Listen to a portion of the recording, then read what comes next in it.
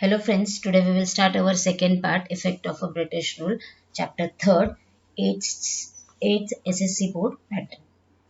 Now, in our first part we have seen dual government, then economic conditions, Chhatrapati Maharaj, subsidiary allowance, British Maharashtra. Now we can, in second part we will start our civil services, effect of a British rule on India. In that we have learned about a dual government. Dual government means दो तरह की सरकार. Means जैसे government British company भी चलाती थी but वहाँ के राजा भी चलाते थे. Now we can look at the civil services. Civil services to strength the British rule in India there was a need of a bureaucrats. अब सिविल सर्विस की जरूरत, जैसे कि अभी हम देखते हैं एमपीएससी यूपीएससी जो एग्जाम्स होते हैं उसके थ्रू जो चयन किए जाते हैं, मीन्स लोग चुने जाते हैं जिन्हें नौकरी मिलती है. Lord Cornwallis introduce bureaucracy. अब ये जो इंट्रोड्यूस किया British rule in India, there was a need of a bureaucrats. Bureaucrats means civil services में जो लोग भर्ती किए जाते हैं. अब डायरेक्टली लॉर्ड कॉर्नवेल खुद के रिलेटिव्स को तो नहीं भर्ती कर सकते हैं, तो इसके लिए एग्जाम्स दिए जाते थे. उस एग्जाम के थ्रू चयन किया जाता था. Civil services became an important part of a British government. अब सिविल सर्विसेज एक इम्पोर्टेंट पार्ट थी ब्रिटिश गवर्नमेंट की, क्योंकि ब्रिटिश गवर्नमेंट वहां से, उनके यहाँ से तो लोग लाके नहीं रख सकते थे ना. So we have to take an exam for that. He restricted the private trade carried out by the company officer and for this purpose he increased their salary. और ये जो थे, ये ट्रेड क्या था? Private trades carried out by the company officer. वहाँ के जो कंपनी ऑफिसर्स थे उनके किस तरह से वर्कआउट रिस्ट्रिक्शंस था और उसी हिसाब से उनकी सैलरी में भी इंक्रीमेंट मिलती थी. For the conveyance of administration he divided the British occupied territory into district. और ये डिस्ट्रिक्ट लेवल पे भी डिस्ट्रीब्यूट किया जाने लगा, जैसे कि डिस्ट्रिक्ट कलेक्टर हो गया, जिला अधिकारी जैसे हम कहते हैं, एडमिनिस्ट्रेटिव ऑफिसर, पर उसके अंडर ही ऑल रूल्स और रेवोल्यूशंस चलते हैं. He was responsible for collecting of revenues. अब जो डिस्ट्रिक्ट कलेक्टर है, जिला अधिकारी जिसे कहते हैं हम, डीएम, जैसे बिहार में उसे डीएम कहा जाता है, महाराष्ट्र में जिला अधिकारी कहा जाता है, तो उन्हीं के अंडर सारे कारोबार किए जाते हैं. मीन्स जो रेवेन्यूज कलेक्शन है या फिर पुलिस फोर्स है, जस्टिस है, उन सब चीज, लॉ एंड ऑर्डर्स को मेंटेन कौन करता है? तो हमारे डिस्ट्रिक्ट कलेक्टर करते हैं. Giving justice, maintaining law and order, the officers were appointed through the competitive exams known as Indian civil services ICS. IAS और आईसीएस, ये जो ऑफिसर्स अपॉइंट किए जाते हैं, जो भी, जैसे डिस्ट्रिक्ट कलेक्टर हो गया, law and officers means police वाले जो भी है, वो उनके लिए एक एग्जाम्स कंडक्ट की जाती है. जो एग्जाम का नाम था through Indian civil services ICS. IAS भी बोला जाता है, आईसीएस. जो एग्जाम्स होते हैं उन एग्जाम्स को पास करने के बाद ही इस पद के लिए उन्हें नियुक्त किया जाता है. Now second point is military and police force. The duty of a military was to safeguard the British occupied region in India. अब ये मिलिट्री और पुलिस फोर्स, उनकी ड्यूटी क्या थी? जैसे कि किसी कंट्री में या किसी राज्य में कुछ भी ऊंच नीच या कोई फाइट्स या राइट्स होते हैं, तो उसके लिए मिलिट्री फोर्स ब्रिटिश अप्लाई करते थे, उन्हीं के थ्रू सब मेंटेन किया जाता था वहाँ का law and order. Acquire new territory and break down any revolts against the British in India. British के खिलाफ अगर कोई राज्य उठ खड़ा हुआ है, उनके खिलाफ जा रहा है या उनके विरुद्ध जा रहा है, तो उसके लिए वो लोग मिलिट्री फोर्स का इस्तेमाल करते थे. To maintain law and order in the country was the duty of a police officer. और पुलिस ऑफिसर की ड्यूटी क्या थी? कि वह हमारे कंट्री के अंदर ही लॉ एंड ऑर्डर को फॉलो करे, मेंटेन रखे, राइट्स ना होने दे, फाइट्स ना होने दे, ऊंच नीच ना, जो कुछ भी है वो उनके कंट्रोल में रहे. Judicial system. अब जुडिशियल सिस्टम क्या होता है? न्यायिक, जैसे न्याय कहते हैं हम, जैसे कि अभी जैसे the British establish a new judicial system in India. अब ब्रिटिश लोगों ने क्या किया? नए जुडिशियल सिस्टम एस्टैब्लिश किए इंडिया में on the basis of judicial system in England. अब इंग्लैंड का जुडिशियल सिस्टम कैसा था? Every district had a civil and criminal court to solve the local cases. अब वहाँ पे सिविल और क्रिमिनल कोर्ट्स बनाए गए, जिनमें जो भी केसेस, लोकल एरियाज के जो केसेस थे वो सॉल्व किए जाते. For reconsideration of their judgement a high court was establish. पर अगर उन्हें सिविल और क्रिमिनल कोर्ट में न्याय नहीं मिला लोकल केसेस को, तो वो उसके खिलाफ जाके हाई कोर्ट में भी अप्लाई कर सकते थे कि हमें यहाँ प्रॉपर न्याय नहीं मिला, उसके लिए वो आगे प्रोसीड कर सकते हैं. Equality before law. अब इक्वलिटी मीन्स समान अधिकार. In early times law in India differed from place to place. अब हर जगह पे इंडिया में अलग अलग तरह थे. ऊंच नीच थी, जाति भेद था, उच्च वर्ण, निचले वर्ण, बहिष्कृत भारत, जैसे हमने देखा है पिछले सेकेंड चैप्टर में. There was a different in judgment on the basis of a casteism. अब कास्टिज्म था, देखिए, ऊंची जात के लिए अलग न्याय, छोटी जात के लिए अलग न्याय. ये इक्वलिटी नहीं थी, पर ये ब्रिटिश ने इक्वलिटी का फॉलोअप में. Under the leadership of a Lord Macaulay a committee was set up to create the code of law. और जो लीडर थे लॉर्ड मैकेले, उन्होंने एक कमिटी स्थापित की जिसमें उन्होंने एक लॉ क्रिएट किया जिसके थ्रू उन्होंने सभी के लिए इक्वलिटी दिखाई वहां पे। The Indian penal code was enforced all over British India with the British principles of equality before law. एक कोड ऑफ कंडक्ट मीन्स एक लॉ बनाया गया जिसमें यह बताया गया, पहले कैसे था, इक्वलिटी नहीं थी, ऊंची जात नीची जात और उनके लिए अलग अलग न्याय थे। पर ये जो ब्रिटिश या जो लीडर आए लॉर्ड मैकेले, उन्होंने एक कमेटी स्थापित की, उस कमेटी के अंदर उन्होंने एक लॉ बनाया जिस लॉ में उन्होंने सभी के लिए इक्वल न्यायिक भावना बताई। But there was some defect in it, उसमें भी कुछ डिफेक्ट थे। There were separate court and different law for Europeans. But जैसे इंडिया के लिए उन्होंने ये बनाया कि सभी के लिए सेम सजा होनी चाहिए, सेम न्याय होना चाहिए, बट यूरोपियंस के लिए उन्होंने अलग लॉ बनाए, उनके लिए अच्छी फैसिलिटीज, जैसे कि कोर्ट में आज भी हम देखें तो ऐसा फॉलोअप में आया है कि ऊंचे लोगों के लिए अलग फैसिलिटीज प्रोवाइड की जाए, कोर्ट उनके लिए अलग न्याय बनाया जाए, उनके लिए अलग तरीका दिया जाए। New laws were difficult to be understood by common people. और ये जो नए लॉ बने थे ये सामान्य जनता के लिए थोड़ी मुश्किल होती थी। Legal case become an expensive remain pending for the year together. और इस वजह से आज भी हम देखते हैं तो बहुत से केसेस पेंडिंग रह जाते हैं जिनके, क्यों, क्योंकि हर एक के लिए अलग अलग न्यायिक भावना बताई गई। So economical policy of the British. अब ब्रिटिश की इकोनॉमिकल पॉलिसी किस तरह से थी? Since ancient time there were invention in India, many invaders settled in India and were abroad in the Indian cultures. अब देखा जाए तो बहुत से इन्वेंटर थे जो कुछ यहाँ सेटल्ड हुए, कुछ इंडिया के बाहर कल्चर में सेटल्ड हुए। Even though they ruled here they never made any changes in the basic Indian economic system. The Britishers were an expectation. और उन्होंने बेसिक चेंजेस कुछ भी, मैनी नेवर चेंजेस, उन्होंने कुछ बदलाव ही नहीं किए। The British were an expectation, उनके एक्सपेक्टेशन के हिसाब से।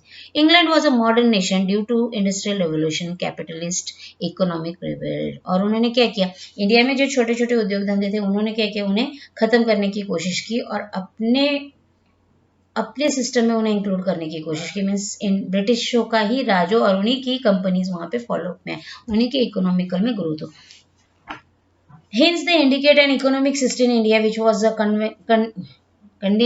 convents to economic system in England. Due to this, Britishers gained economic benefit, but Indians start facing economic exploitation. और जो इकोनॉमिक थे, हमारी इंडिया में भी बहुत अच्छी अच्छी चीजें बनती थी, बट ब्रिटिशों का कहना था, इंग्लैंड के लोगों का कि नहीं, हमारे ही कैपिटलिज्म इकोनॉमिक सिस्टम में गेन हो, इंडिया को लॉस मिले। मीन्स जो भी है उन्होंने कम मात्रा मीन्स कम कीमत के गुड्स तैयार किए, ग्रेन्स तैयार किए जो चीप रेट में मिलते थे। इस वजह से लोगों की उस तरफ ज्यादा भावना होती थी। इस वजह से क्या हुआ, इंडिया जो भी प्रोडक्ट तैयार करती थी, जो भी चीजें बनती थी, वो बेच नहीं पाते थे, या फिर उसका इकोनॉमिकल फाइनेंशियल कंडीशन खराब होती चली गई। Now we can look at the land revenue policy. अब land revenue policy, revenue means tax, जिसे हम कहते हैं ना कर। Before the British rule, the village economic system was self-sufficient. Before the British rule जब आया, the village economic system was self-sufficient.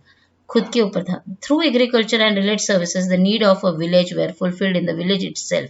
और वो अपनी नीड के लिए ही उत्पन्न करते थे। पर जो भी चीज, जो भी गेन होता था, जैसे कि टैक्स के थ्रू वो लोग पहले फूड दिया करते थे, जैसे कि मेरे जमीन में इतना उत्पन्न हुआ तो उसमें से आधा टैक्स के तौर पे दिया जाता था। लेकिन ब्रिटिश ने वैसा नहीं किया।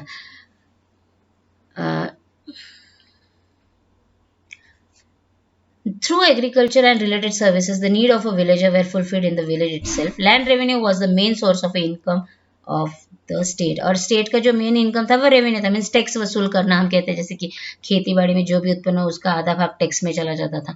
During the pre British period, revenue was based on the type of cultivated crop. Cultivated, अब जैसे कि उत्पन्न, जैसे ये हुआ है जवार बाजरा वीट हुआ है, उसमें से आधा टैक्स में चला जाता था। The farmer was expected from the taxation in the case of loss of crop. और इस वजह से क्या होता था, वो अपनी क्रॉप्स में जो भी ग्रेन्स, फूड ग्रेन्स होते थे, उसमें लॉस होता था। Revenue was mainly collected in the form of grains, और तब ग्रेन के रूप में ही रेवेन्यू कलेक्ट होता था। Even in case of late payment of a tax, the farmer land was not confiscated. और अगर पेमेंट लेट हो जाए तो उनकी जमीन भी चली जाती थी। To increase income, the British made important changes in the revenue system. और इसके बाद ब्रिटिश ने क्या किया, उन्होंने रेवेन्यू सिस्टम में चेंजेस किया। पहले वो क्या करते थे, उस किसान से या फिर जो भी किसान होता था उससे उसकी खेती में जितना क्रॉप हो उसके हिसाब से टैक्स वसूल करते थे। लेकिन बाद में उन्होंने क्या किया, रेवेन्यू का सिस्टम ही चेंज किया। उन्होंने क्या किया, पूरी की पूरी land was measured and as per the area of the land the tax was fixed. और उन्होंने क्या किया, पूरा एरिया जितना भी एरिया था फार्मर लोगों का पूरा गिना, उसके हिसाब से जिसके पास जितना एरिया है उस हिसाब से वो टैक्स पे करेगा। पर वो टैक्स किस तरह से पे करेगा, वो पैसों कैश के तौर पे, फूड ग्रेन्स नहीं देगा। Payment of a tax was made compulsory in the form of cash. If the farmer failed to pay tax in time then his land would be confiscated. और अगर वो फार्मर उस वक्त अगर वो टैक्स नहीं भर पाया, कैश नहीं दे पाया, तो उसकी जो भी जमीन होती थी वो उन लोग टैक्स के थ्रू अपने इसमें इंक्लूड कर लेते थे। The British system of land revenue collected differed from place to place which lead to exploitation of all farmer. और हर जगह मीन्स जैसे जिसकी ज्यादा जमीन है तो उसको उतना रेवेन्यू पे करना पड़ता था। जिसकी मीन्स वो पूरी लैंड उन्होंने मेजर करने के बाद उस तरह से उन्होंने उन लैंड्स पे टैक्सेशन मीन्स रेवेन्यू स्टार्ट की। और इस वजह से क्या हुआ, फार्मर मीन्स हर एक जगह जगह जगह पे अलग अलग तरीके के कलेक्शंस होने लगे। तो इस वजह से फार्मर लोगों का बहुत ज्यादा एक्सप्लॉयटेशन मीन्स उन्हें बहुत ज्यादा तरीके से फेस करना पड़े प्रॉब्लम्स को। Consequence of a new land revenue system, अब उन्होंने नए लैंड रेवेन्यू सिस्टम किस तरह से स्टार्ट किया। There were undesirable effect of the new land revenue system on the rural life. Rural life means रोजमर्रा की जिंदगी में अलग अलग तरीके के लैंड रेवेन्यूज दिए। For payment of a tax Indian farmer started selling the crop at whatever price is received. और उस वजह से क्या हुआ, उनकी क्रॉप्स मीन्स उनके जो भी फूड ग्रेन्स होते थे, वीट बाजरा, जिस तरह का प्राइस मिलता था वो उसमें उसे बेचते थे। The merchant and broker started purchasing their goods at a minimum rate. और जो आपण म्हणतो ना व्यापारी लोक, मर्चंट्स, ते just buying the goods in minimum rate, means whatever rate they have to give in that rate the farmer will be sell their crops and grains. At certain time the farmer had to mortgage his land to the money lender for arrangement of a money। और इस वजह से क्या होने लगा, वो अपनी जमीन कर्ज कर्ज लेने के लिए अपनी जमीन मनी लेंडर के पास मीन्स जमीनदारों के पास रख देते थे। आपण म्हणतो ना गहाण ठेवणं, त्या प्रकारे ते आपली शेती गहाण ठेवून तिथून पैसे घ्यायचे टू पे फॉर अ टॅक्स आणि कर्ज भरायचे। फार्मर बिकम अ बैंकरप्टेड, और फार्मर क्या हो गया, पूरी तरह से कर्ज में डूब गया। In case of non repayment of a loan the farmer had to sell his land. और जब वो पेमेंट नहीं कर पाते थे तो उन्हें अपनी जमीन भी बेचनी पड़ती थी। The farmer was exploited by the government, जमींदार, मनी लैंडर एंड मर्चेंट्स। और इस वजह से क्या हुआ, धीरे धीरे फार्मर लोग एक्सप्लॉयड होने लगे। उन्हें जमींदार, गवर्नमेंट थ्रू जो भी कर्जा लेते थे, कर्जा न देने पे जमीन जब्त होना, जमींदार लोग उनसे पैसे की बजाय जमीन ले लेते थे, मनी लैंडर्स जो थे कर्ज देते थे, मर्चेंट्स तो थे कम कीमत में उनसे क्रॉप्स खरीदते थे। Now we can go for a commercialisation of agriculture. अब एग्रीकल्चर का कमर्शियलाइजेशन कैसे हो, अब जैसे की कुछ किसान आहे सिर्फ अपने घरगुती, आपण म्हणतो ना घरगुती वापरसाठीच शेती करतो। पण आता सरकारने, ब्रिटिश सरकारने काय केलं, वॉट एवर द ब्रिटिश सरकार has done, he has just started the cash crops means जैसे कि टोबैको हो गया, कॉटन हो गया, इंडिगो। अभी जैसे कि हम एग्जांपल देख सकते हैं चाय के बागान, ब्रिटिश ने चाय के बागान स्टार्ट किए, वहां से चाय का उत्पन्न हुआ, तो वो एक कैश क्रॉप के थ्रू हुआ, right. Initially food grains were cultivated by the farmer, और जो भी फार्मर थे उन्होंने फूड ग्रेन्स घर की इस्तेमाल के लिए ही किए थे, पर it was to fulfil their domestic need, उनकी जरूरत के थे food grains. It was fulfil their domestic need as well as the need of a village, और गांव की जरूरतों को भी फुलफिल किया जाता था। मीन्स फूड ग्रेन जो भी होते थे वो सिर्फ कल्टिवेटेड ही होते थे, कैश क्रॉप्स नहीं होते थे। The British government started giving more encouragement to cash crops like cotton, indigo, tobacco, tea, etc. और ब्रिटिश गवर्नमेंट ने क्या किया, कैश कैश क्रॉप्स के लिए कैश क्रॉप्स के लिए प्रोसेस शुरू की।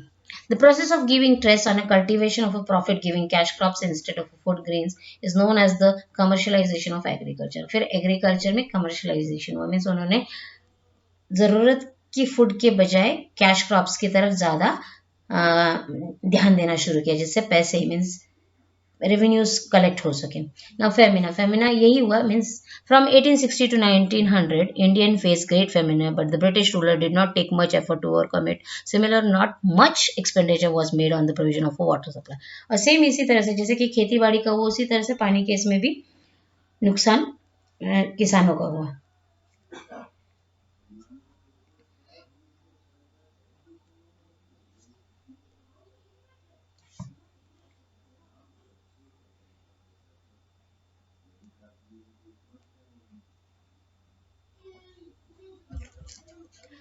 Now, development in the transport and communication system for increasing in the trade and convenience of administration. अब development in transport and communication system. अब जैसे कि उन्होंने development किया ट्रांसपोर्ट किस तरह से, अब जो भी फूड ग्रेन्स है या कुछ भी है वो किस तरह से एक जगह से दूसरी जगह ट्रांसपोर्ट किया जाए, कम्युनिकेट किया जाए एक दूसरे के साथ, इसके लिए भी उन्होंने डेवलपमेंट की. For increasing in the trade and convenience of administration the British develop modern facility like transport and communication in India.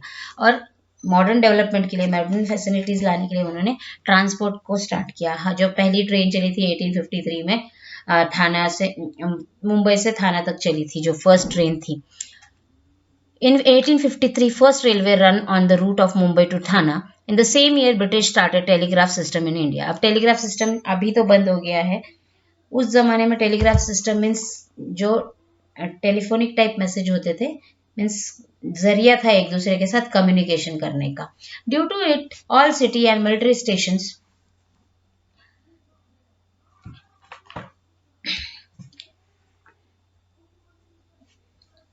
in the same year, British started telegraph system in India. Due to it, all cities and military station got connected to one another. और ये telegraph system ऐसा था कि एक दूसरे के साथ military cities हुई, मिलिट्रीज हुई, जो भी थे स्टेशन थे वो एक दूसरे के साथ कनेक्ट होने के लिए टेलीग्राफ सिस्टम मीन्स एक टेलीफोनिक मैसेज टाइप में उन तक पहुंचाया जाता था. Similarly the British also started the postal system, और उन्होंने पोस्टल सिस्टम भी स्टार्ट की. Due to all this development there was a long term impact on the social life of the Indians. और इस वजह से क्या हुआ, सोशल लाइफ, इंडियन की जो सोशल लाइफ थी वो भी एक जगह से दूसरी जगह जाने लगे. तो उन्हें पता चलने लगा कि जैसे हम लोग हैं वैसे ही हम बाकी लोग भी है, दूसरी जगह के लोग भी हमारे जैसे ही है, सेम हम लोगों के रहन सहन सब एक जैसा है. Due to this there was an increasing sense of unity among them. और इस वजह से क्या हुआ, ट्रांसपोर्ट सिस्टम की वजह से एक दूसरे के बारे में जानकारी हासिल करने लगे, एक दूसरे को समझने लगे, और इस भी उनमें यूनिटी, जागरूकता आने लगी. Decline of a tradition in industries in India. अब डेक्लाइन, अब जैसे कि ब्रिटिश गवर्नमेंट थी, उन्होंने उनकी खुद के फूड ग्रेन्स वगैरह स्टार्ट किए. मीन्स उस वजह से क्या हुआ, हमारी जो इंडिया की जो छोटे छोटे कंपनीज थे वो धीरे धीरे डिक्लाइन मीन्स खत्म होते चले गए. The British government obtained huge taxes on goods export from India to England. और क्या करते थे वो, ज्यादा मात्रा में, जैसे कि हमारे इंडिया से जो भी सामान, जो भी गुड्स इंग्लैंड के लिए एक्सपोर्ट होता था उस पर ज्यादा मात्रा में टैक्सेस देने पड़ते थे. On the other hand, very less tax was imposed on goods import from the England to India. और जो इंग्लैंड से जो गुड इम्पोर्ट किए जाते थे उस पर कम मात्रा में टैक्सेस भरने पड़ते थे. Also, the goods manufactured in England were machines made, and hence there was a maximum production at a minimum cost. और जो इंग्लैंड में जो भी गुड्स बनते थे वो मशीन प्रोडक्ट होते थे और उससे कम कीमत में बेचा जा सकता था. और जो हमारे यहाँ बनते थे वो तो हैंडमेड होते थे, इसलिए उसकी कीमत भी ज्यादा थी. To compete with such cheap product was difficult for the Indian artisans, and eventually it lead to the close down to the of a traditional industries, and many artisans become unemployed. और इस वजह से क्या हुआ, उनकी कम कीमत की चीज़ों की तरफ ज़्यादा लोगों का झुकाव होने लगा, और हमारे जो इंडिया के इंडस्ट्रियल थे उनका धीरे धीरे डिक्लाइन होते चले गए, खत्म होते चले गए, और अनएम्प्लॉयड भी बढ़ती चली गई. Development of a new industries in India due to the lack of British supporter, experience of a management and capital, the Indian business could not come forward in the large number. और इस वजह से क्या हुआ, India में जो new industries आई England की या ब्रिटिश की, उनमें ज़्यादा कैपिटल बढ़ने लगा, एक्सपीरियंस बढ़ने लगा, मैनेजमेंट होने लगा, और हमारे जो इंडिया के थे वो धीरे धीरे खत्म होते चले. At some of them built up their business by overcoming these problems. और इस वजह से उनमें बहुत से प्रॉब्लम फेस करने पड़े. In 1853, कासवाजी नानाभाई दवर started the first textile mill in Mumbai. और जो कासवजी नानाभाई दवर थे उन्होंने 1853 में फर्स्ट टेक्सटाइल मिल मुंबई में स्टार्ट की. In 1855 the first jute mill was started at a Rishra in Bengal. और 1855 में जूट मिल आपको पता होगा, जैसे की आपण बारदान म्हणतो मराठीत, गोणी, त्या स्टार्ट झाल्या. उनकी जूट बैग्स बनती है या फिर झूले भी बनते हैं जूट के.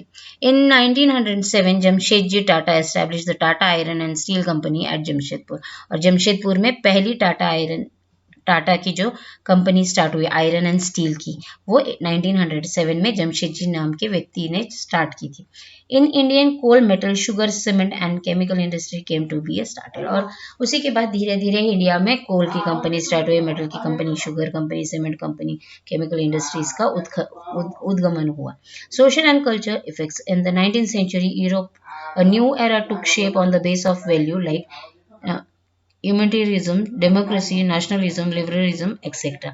और न्यू एरा स्टार्ट हुआ 19th सेंचुरी में यूरोप में, जिसमें वैल्यूज, समान हक उन पे स्टार्ट हुआ, जैसे कि ह्यूमनिज्म मीन्स समानता की भावना, डेमोक्रेसी मीन्स एक आपण म्हणतो ना डेमोक्रेसी स्टार्ट झाली, नेशनलिज्म उनको अपने देश के लिए अभिमान, प्राइड फील करना, लिबरलाइजेशन मीन्स कह सकते हैं human beings etcetera.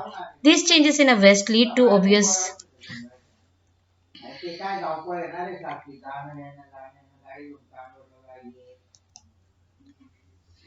yes.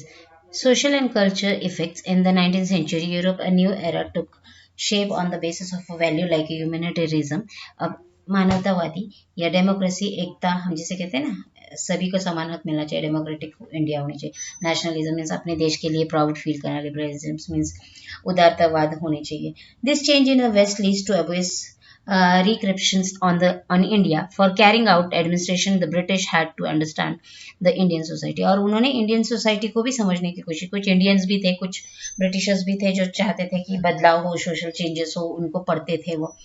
For this purpose they started studying the tradition, history, literature as well as a music, flora and fauna on India में, जैसे कि वहाँ पेड़ पौधे, एनिमल्स के बारे में भी पढ़ते थे वो लोग, कुछ इंडियंस थे, कुछ ब्रिटिशर्स थे। In 1784 Sir William Jones an England officer establish the Asiatic society of Bengal, और जो 1784 में विलियम जोन्स थे उन्होंने एक सोसाइटी तैयार की कलकत्ता में, जिसमें उन्होंने इन चीज़ों के बारे में नए बदलाव लाए।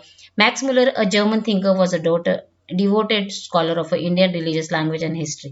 मैक्स मुलर थे जो डिवोटेड थे, उन्होंने जो हमारे पहले जैसे कि थे हमारी सोसाइटी में सिर्फ जैसे हमारी कल्चर के बारे में पढ़ा जाता था, लेकिन नहीं, उन्होंने दूसरे कल्चर के बारे में भी वहाँ पे फॉलोअप में लाया, बताया। Due to this examples there arose feelings among newly educated Indians to study Indian religions, histories and traditions, और उन्होंने जो इंडिया में थे कि कुछ लोगों को इंग्लिश पढ़ना आता था, उन्हें भी इंक्लूड किया, जैसे इंडियन रिलीजन्स के बारे में, हिस्ट्री के बारे में, ट्रेडिशन के बारे में ही पढ़ना चाहिए, या बाहर की चीज़ों के बारे में पढ़ना चाहिए। British introduce many laws in India, और तब ब्रिटिश ने बहुत से नए कायदे कानून भी इंडिया में फॉलोअप में लाए। इन 1829 Lord William benthic pass the Sati provision act. अब 1829 में लॉर्ड विलियम्स जो थे उन्होंने सती प्रथा को रोकने के लिए एक एक्ट बनाया। इन 1856 Lord Dalhousie pass the widow remarriage act, और 1856 में विडो रीमैरिज, सती प्रथा आपको पता है कि पति की मृत्यु के बाद पत्नी को भी सती जाना पड़ता था, मीन्स पति की चिता पे ही उनके साथ ही जलना पड़ता था। तो इस एक्ट को बंद करने के लिए लॉर्ड विलियम बेंटिक ने सती प्रथा एक्ट 1829 में फॉलोअप में लाया, और 1856 में विडो की रीमैरिज मीन्स जो विधवा होती थी, मीन्स उनके पति के गुजरने के बाद वो रीमैरिज नहीं कर सकती थी, लेकिन डलहौजी थे, लॉर्ड डलहौजी थे, उन्होंने 1856 में विडो रीमैरिज एक्ट भी पास किया। This act was responsible for social reforms. अब सोशल मीन्स ये सिर्फ एक्ट ब्रिटिश रूलर्स ने ही नहीं, तो हमारे इंडिया के कुछ लोग थे, जैसे कि राजा राम मोहन राय हो गए, लोकमान्य तिलक हो गए, इन लोगों का भी इस एक्ट के लिए सपोर्ट था कि उनको भी मानना था कि ये सब चेंजेस होने चाहिए, ये बदलाव होने चाहिए, इस वजह से देश में कुछ चेंजेस आएंगे। For carrying out administration in India, the British require English education in Indians, और इसी वजह से उनका एडमिनिस्ट्रेशन चेंजेस के लिए, क्योंकि यूरोप से वो लोग तो नहीं ला सकते, इंडिया में कुछ इंग्लिश पढ़ने वाले लोग थे जिन्हें इंग्लिश की जानकारी थी, तो उन्हें भी उन्होंने सपोर्ट किया। According to recommendations of Lord Macclesfield in 1835, English education started being imparted in India, और 1835 में लॉर्ड मैकल थे, उन्होंने इंग्लिश एजुकेशन को स्टार्ट किया वहाँ पे इंडिया में। Through new education Indians were introduce to western through thoughts, modern reforms, science and technology, और 1835 के बाद इंडिया में एजुकेशन स्टार्ट हुआ। सिर्फ उनकी लैंग्वेज न पढ़ के वो अदर लैंग्वेज में भी चेंजेस मीन्स अदर लैंग्वेज में भी डेवलप कर सके, साइंस एंड टेक्नोलॉजी के बारे में उन्हें पता हो। In 1857 universities were establish at Kolkata, Mumbai and Madras, Chennai, और यूनिवर्सिटीज भी चेंज, जैसे कि हमारे देश में नालंदा वगैरह संस्कृत हमारी इसको ये दिया जाता है, पर 1857 में उन्होंने बहुत सी नई यूनिवर्सिटीज को स्टार्ट किया, जैसे कि कोलकाता में, मुंबई में और मद्रास, चेन्नई में नई नई यूनिवर्सिटीज बनाई गई। Western education middle class Indians led to the social form movements in India. उस जमाने में सिर्फ उच्च उच्च लोगों को ही पढ़ने का अधिकार मिलता था, पर इसके बाद 1857 के बाद हर इंसान को, हर इस लेवल के, हर मिडिल क्लास लोगों को भी एजुकेशन मिलने लगा, सभी को एजुकेशन मिलने लगा। Exercise, look at this exercise. When you like my video please subscribe it and like, तभी मैं नेक्स्ट वीडियो अपलोड करूंगी। और ये एक्सरसाइज आपको आपकी नोटबुक में सॉल्व करना है। Thank you.